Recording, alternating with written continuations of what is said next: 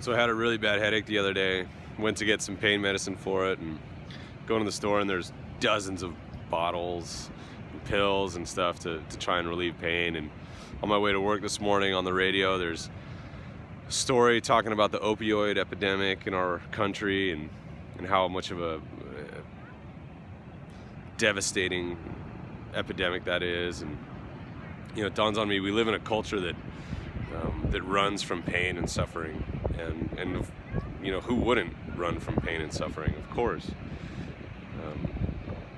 And here we're starting this season of Lent as a church, and Lent is a time where we willingly walk in towards suffering.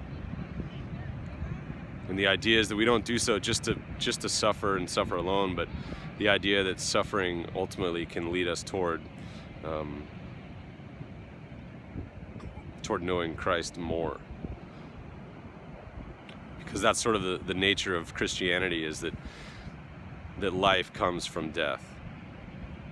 And that Jesus on the cross shows us that he is even capable of defeating death itself.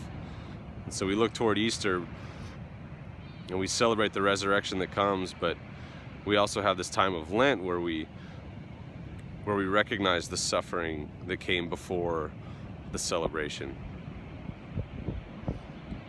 And so as we think about ways to celebrate Lent, and maybe not celebrate Lent, but participate in Lent, we want to do so in ways that recognize the suffering, that we recognize the fact that the cross comes before the resurrection.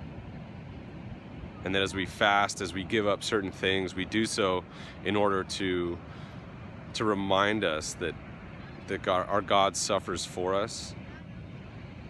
We do so as a reminder that our God ultimately triumphs over suffering.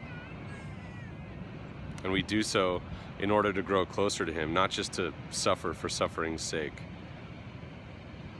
And so that when Easter comes, we have such a wild celebration and a wild, victorious declaration that God is capable of even defeating death. And so this Lenten season, may you come to know God more through willingly sacrificing things that you might otherwise enjoy. And may that grow you closer to him. And may you enter into a time of willingly suffering in order to recognize the beauty and joy and power in the resurrection that is soon to come.